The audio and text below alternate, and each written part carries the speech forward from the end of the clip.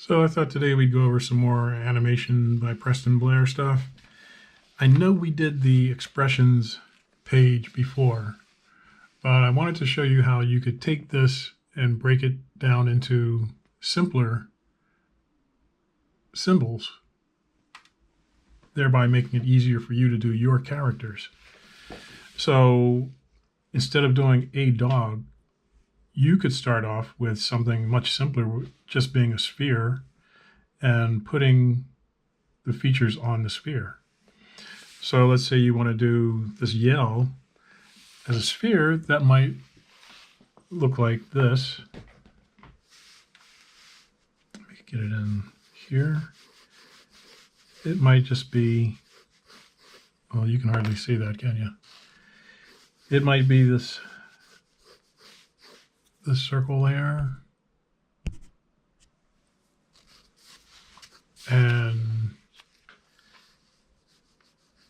And you would put the eyes going here. That's the eye line. Close the eyes. He might have a basic nose like that. And then the mouth underneath.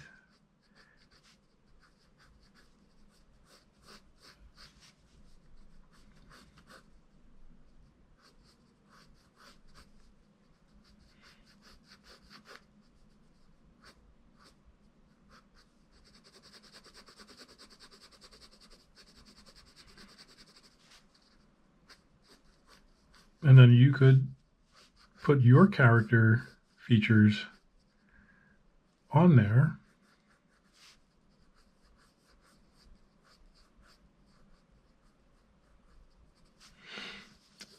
Let's say we want to do that laugh pose. That could be, you start with a circle. There's our guideline there. Closed eyes, bit of a nose, and then a mouth under here, again with the cheeks.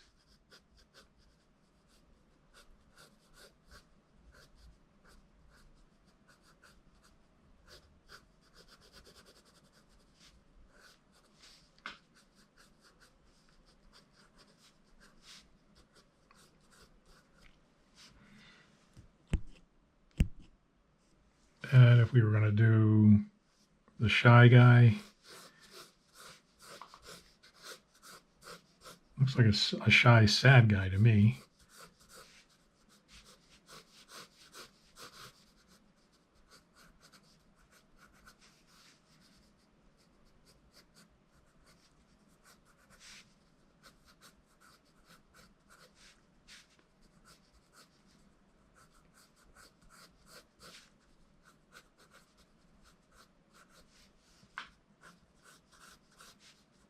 Something like that. And then we could do just a smile on this side. Just keeping it very, very simple. It's not a complicated character.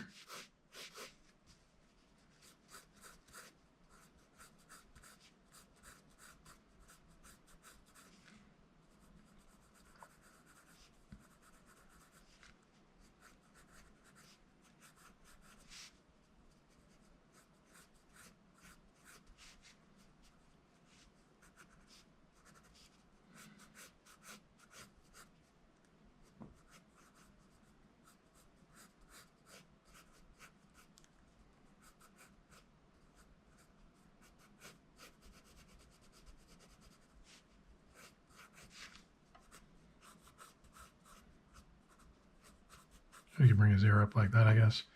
So there's four right there that are just basic shapes. How about the tragic thought?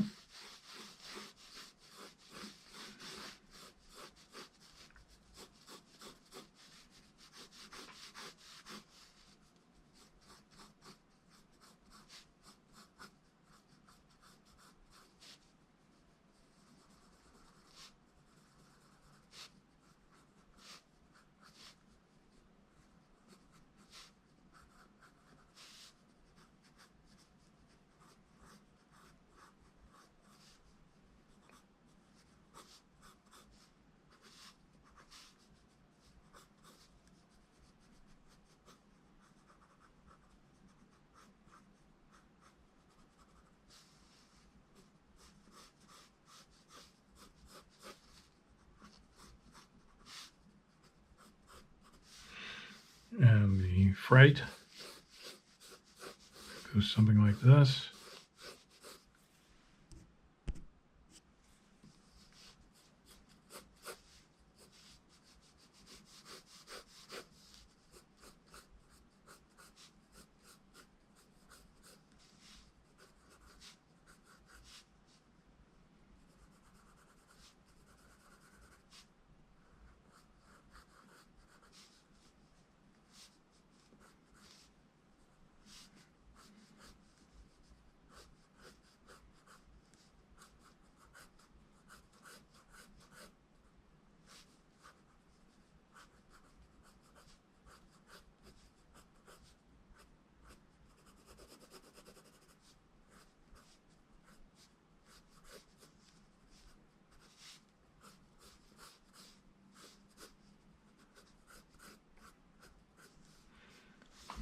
And the mad face could go like this.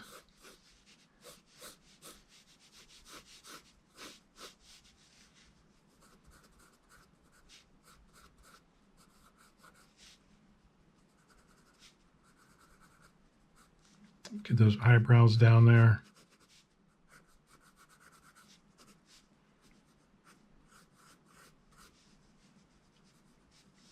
And that.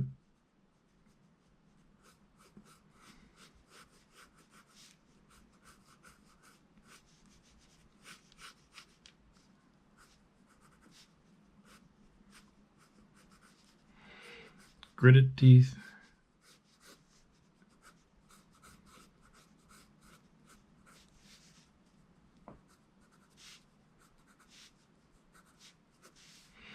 And one more, tired.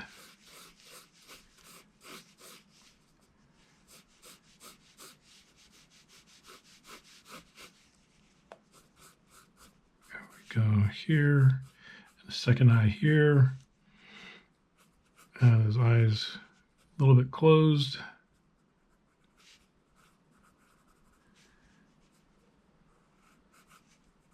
Up like this.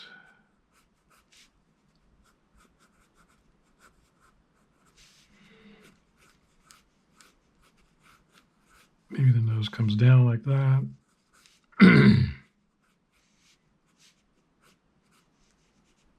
And then his mouth would droop down like that. And his tongue is out because he's just been running a marathon, right?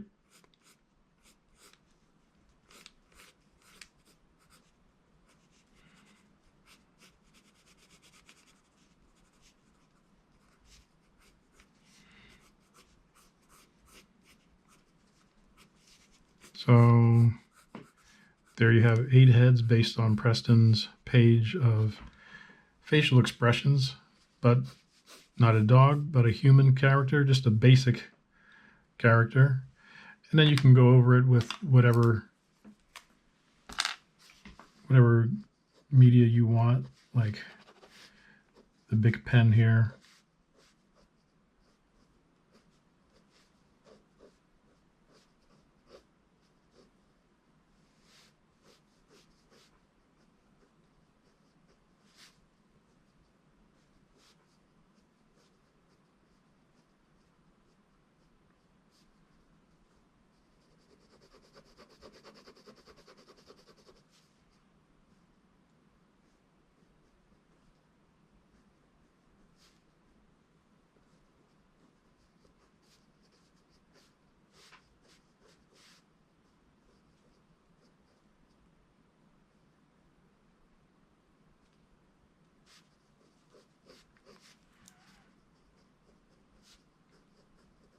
So these are things that you can do that will then make up your model sheet for your character when you're doing your film.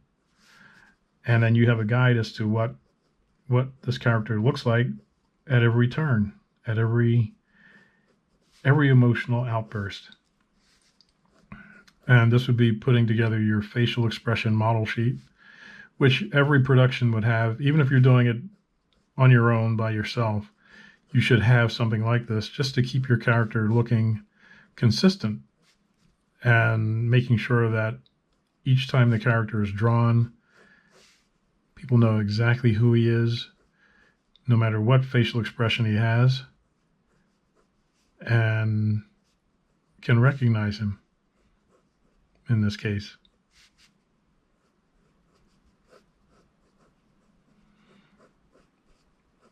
So this is the purpose of the Preston Blair book, is to get you started.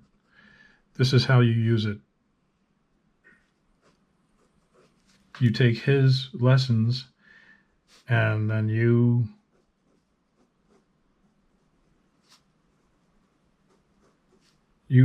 use them for your project.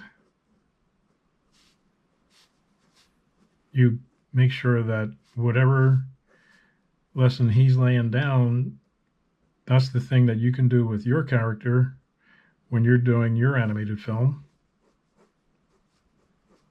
And that's the great thing about these books, is that they can be used to adapt any character you're doing.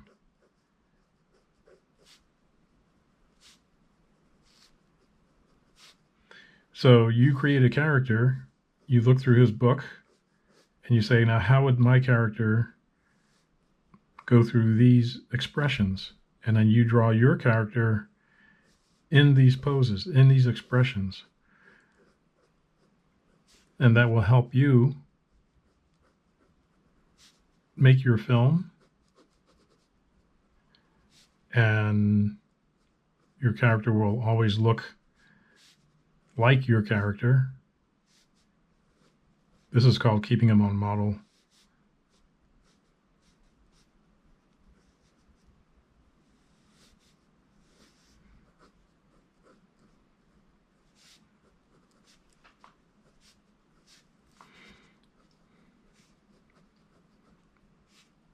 And every Hollywood studio back in the old days had these model sheets made of all the characters for any film they were doing, so that they would look the same. And it would show all the animators and assistant animators, here's what this character looks like at various stages. Here's what he looks like when he's crying. Here's what he looks like when he's laughing. Here's what he looks like when he's doing this type of action. And at the Disney studio, apparently they would just take the animators' drawings that they liked and paste them down on a giant sheet of paper and take a photograph of it.